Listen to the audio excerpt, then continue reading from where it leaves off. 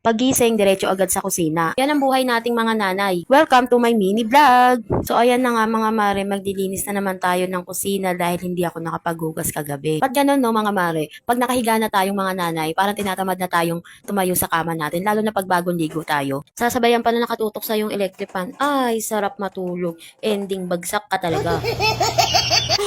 So ayun na nga mga mare, bumalik na tayo sa ginagawa nating gawaing bahay. Nakakapagod no mga mare, paulit-ulit na lang ang gawain natin sa umaga, tanghali, gabi. Nakakapagod din no. Tatrabaho ko, ganun din ang gawain ko. Bahay, trabaho, trabaho, bahay. Pagdating, linis ng bahay, magluluto ng kakainin nila. Hay, buhay ng isang magulang. Oh my God!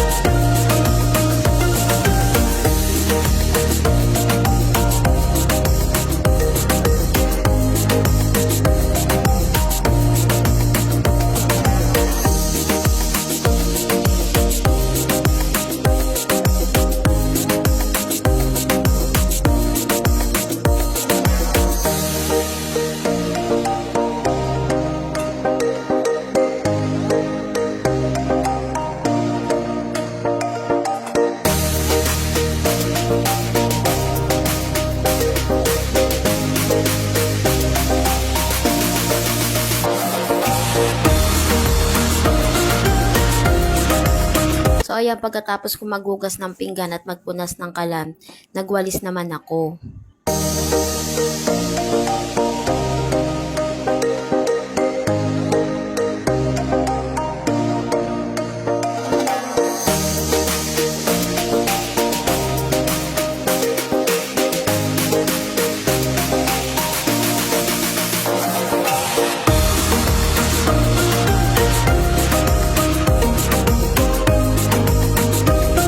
So ayan, inaayos ko na ang kortina dahil tapos na akong magwalis. Pagkatapos ko magwalis at ayusin ang kortina, ako naman ay magbabacuum para mas mabilis matanggal ang mga dumi.